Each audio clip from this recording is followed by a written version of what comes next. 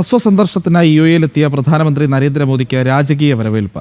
നരേന്ദ്രമോദിയെ UAE president Sheikh Muhammad bin Zayed Al Nahyan നേരിട്ടെത്തി സ്വീകരിച്ചു. ഇരു രാജ്യങ്ങളും തമ്മിലുള്ള ഉഭയകക്ഷി സഹകരണം ശക്തിപ്പെടുത്തുന്നതിന് ധാരണാപത്രങ്ങളും കൈമാറി.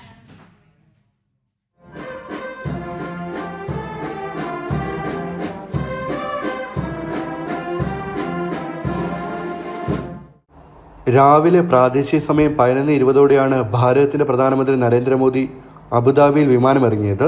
അത്യപൂർവമായ നയതന്ത്ര ബഹുമതിയാണ് UAE നരേന്ദ്രമോദിക്ക് നൽകിയത്.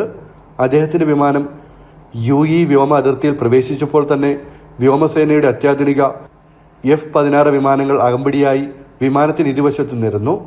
വിമാനത്താവളത്തിറങ്ങിയ നരേന്ദ്രമോദിക്ക് ഊഷ്മളമായ സ്വീകരണവും സൈനിക ഗാർഡ് ഓഫ് ഓണറും നൽകി. UAE president Sheikh Muhammad bin Zayed Al Nahyan നേരിട്ടെത്തിയാണ് നരേന്ദ്രമോദിയെ സ്വീകരിച്ചത്. Sheikh Muhammad bin Zayed Al നഹ്യാനുമായി പ്രധാനമന്ത്രി കൂടിക്കാഴ്ച നടത്തി.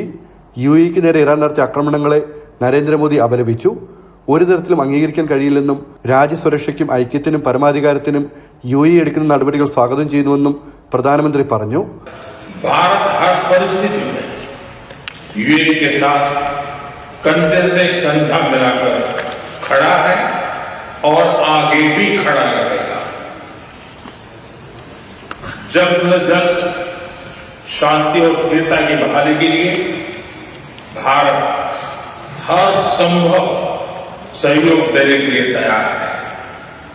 ഭാരതവും UAEയും ഉഭയകക്ഷി സഹകരണം ശക്തിപ്പെടുത്തുന്നതിന് ധാരണാപത്രങ്ങളും കൈമാറി. UAEയിൽ നിന്ന് മടങ്ങുന്ന പ്രധാനമന്ത്രി നെതർലൻഡ്സ്, സ്വീഡൻ, നോർവേ, ഇറ്റലി എന്നീ രാജ്യങ്ങൾ സന്ദർശിക്കും. ജനം, ദുബായ്.